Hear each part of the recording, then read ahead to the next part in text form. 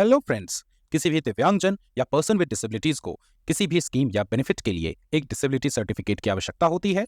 UDID अर्थात unique disability ID Bharat सरकार का एक प्रोजेक्ट है जिसके अंतर्गत दिव्यांगजन के लिए विभिन्न सुविधाओं को सुगम बनाने के लिए डिसेबिलिटी सर्टिफिकेट के प्रोसेस को ऑनलाइन कर दिया गया है। वीडियो में हम जानेंगे कि कैसे ऑनलाइन पोर्टल द्वारा हम डिसेबिलिटी सर्टिफिकेट या यूडीआईडी के लिए अप्लाई करें और इसमें क्या क्या डॉक्यूमेंट्स की आवश्यकता होती है, क्या आधार कार्ड मैंडेटरी है। तो ध्यान देंगे, हमें फॉर्म भरने के लिए किसी भी सर्च इंजन को ओपन करना है, वहां हम लिखेंगे यूडीआईडी या हमें वेबसाइट याद हो www.swavalambancard.gov.in। ये करने के बाद आप देखिए हमारे पास ये वेबसाइट ओपन हो जाता है। यहाँ आप लेफ्ट साइड में ऊपर की तरफ अप्लाई फॉर यूडीआईडी पर क्लिक करेंगे। यहाँ क्लिक करने के बाद आप ध्यान देंगे, हमें यहाँ स्टेप समझाया गया है और इन स्टेप्स को मैंने समझने के बाद मैंने नीचे चेक बॉक्स पर क्लिक किया। यहाँ क्लिक करने के बाद मैं इसको सबमिट करता हूँ। सबमिट करने के बाद आप ध्यान देंगे, यहाँ से हमारा मेनली 5 ऑप्शन दिखाई देता है। इन 5 ऑप्शंस में से जो पहला ऑप्शन है वो एक फ्रेश एप्लीकेंट के लिए है, नए एप्लीकेंट के लिए है जिन्होंने कभी कोई यूडीआईडी कार्ड नहीं बनवाया है। ये क्लिक करने के बाद देखिए मेन रजिस्ट्रेशन फॉर्म ओपन हो जाता है। मेन रजिस्ट्रेशन फॉर्म ओपन होने के बाद आप ध्यान देंगे 2 तरह की जानकारी है। एक जिनमें रेड स्टार लगा हुआ है वो मैंडेटरी या अनिवार्य जानकारी है। ऐसी जानकारी जिसमें रेड स्टार नहीं लगा हुआ है उसे आप स्किप कर सकते हैं। तो मैं यहाँ अपना नाम फिल कर देता हूँ जो सबसे पहले आता है। मेरा मोबाइल नंबर मैंडेटरी इन्फॉर्मेशन है, आवश्यक है। ईमेल आईडी आवश्यक नहीं है लेकिन फिल कर दें, क्योंकि अगर मोबाइल पर मैसेज नहीं आते नेटवर्क के कारण या किसी कारण से तो ईमेल पर इंटीमेशंस आ जाते हैं। देन डेट ऑफ बर्थ यहाँ मैं एंटर कर देता हूँ। उसके बाद जो अगला ऑप्शन है वो है जेंडर ऑप्ट करने का, ठीक है। उसके बाद देखिए यहाँ पर आता है माता पिता या गार्जियन में से आपका किसी का नाम देना होता है।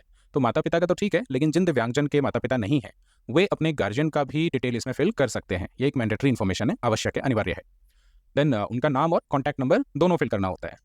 इसके बाद देखिए यहाँ फोटोग्राफ अपलोड करना है। फोटोग्राफ 5 से 100 केबी के बीच होना चाहिए और 800 पिक्सल से ज़्यादा हाइट या विड्थ उसकी नहीं होनी चाहिए, जो हम इजीली किसी वेबसाइट से रिसाइज कर सकते हैं।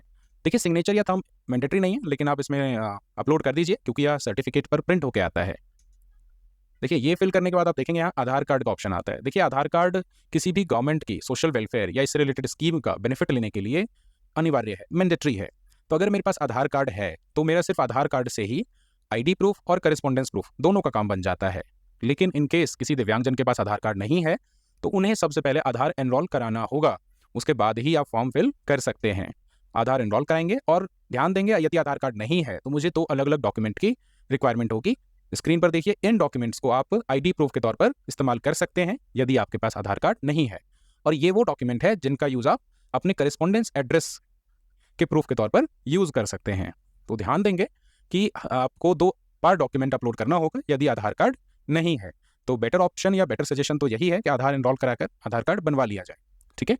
मैं यहाँ मान लेता हूँ मेरे पास आधार कार्ड है और यहाँ एक राइट साइड में चेकबॉक्स दिया हुआ है, मैं इसको क्लिक करता हूँ, चेक कर लेता हूँ क्योंकि मैं अपनी जानकारी गवर्नमेंट डिपार्टमेंट के साथ शेयर करने के लिए रेडी हूँ, ठीक है। एग्री करता हूँ। आधार कार्ड ऑप्ट करने के बाद आधार कार्ड अपलोड कर देंगे। इसका भी उन्होंने दिया हुआ है 10 केबी से 500 केबी के बीच होना चाहिए। देखिए करेस्पॉन्डेंस एड्रेस बहुत ध्यानपूर्वक भरें क्योंकि जो आपका यूडीआईडी कार्ड है, प्लास्टिक पीवीसी कार्ड है, वो उसी एड्रेस पे आता है। या इनकेस कभी गवर्नमेंट कुछ और जो इसका डिपार्टमेंट पेरेंट डिपार्टमेंट है भारत सरकार का, वो कुछ करेस्पॉन्डेंस या लेटर भेजना चाहती है तो वो इसी एड्रेस पर भेजेगी जिसकी जानकारी डिपार्टमेंट के पास ऑनलाइन पोर्टल से आती है। और अभी आप ध्यान देंगे मैं अपना नेम जो एड्रेस है, देन स्टेट, डिस्ट्रिक्ट, तहसील, पिन कोड सब फिल करने के बाद अगली जानकारी जो यहाँ पर आता है वो आता है डिसेबिलिटी डिटेल्स। डिसेबिलिटी डिटेल्स में हमें 2-3 बहुत इंपॉर्टेंट इन्फॉर्मेशन फिल करनी है। पहला जो इन्फॉर्मेशन है वो है डिसेबिलिटी टाइप, या किस टाइप या किस कैटेगरी में हम सर्टिफिकेट के लिए अप्लाई कर रहे हैं। डिसेबिलिटी देखिए गवर्नमेंट जो है इसमें 21 डिसेबिलिटी कैटेगरीज में सर्टिफिकेट इशू करना है। उसमें 20 इंडिविजुअल डिसेबिलिटीज़ हैं जो स्क्रीन पर आप देख रहे होंगे, और यदि हम 2 या उससे अधिक डिसेबिलिटी का चयन करते हैं तो वो सर्टिफिकेट मल्टीपल डिसेबिलिटीज़ की कैटेगरी में आता है। देखिए यहाँ 20 इंडिविजुअल डिसेबिलिटीज़ में से बहुत सावधानीपूर्वक भरें। यहाँ मैं एग्जाम्पल के लिए लोकोमोटर डिसेबिलिटी या हियरिंग ऐसा कुछ मैं ऑप्ट कर सकता हूँ। उसके बाद देखिए अगली जानकारी है वो है कि डिसेबिलिटी ड्यू टू यानी किस कारण से है, अनिवार्य नहीं है, ठीक है। डिसेबिलिटी बाय बर्थ है या नहीं है, ये एक मैंडेटरी इन्फॉर्मेशन है। बाय बर्थ भी हो सकता है और यहाँ मैं कर देता हूँ नो, तो मुझे एक वर्ष जो है, ईयर जो है वो स्पेसिफाई करना होगा। इसके बाद जो एक इन्फॉर्मेशन हमें यहाँ फिल करना है वो है कि हॉस्पिटल का सिलेक्शन, आपको कहाँ से वो डिसेबिलिटी सर्टिफिकेट बनवाना है।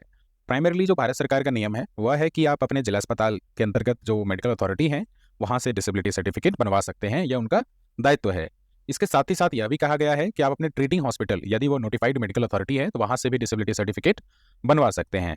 यहाँ आप देखेंगे मैं क्लिक करता हूँ तो मेरे जिले के अंतर्गत या एड्रेस के हिसाब से जो अलाउड हॉस्पिटल है उसका लिस्ट आ जाएगा।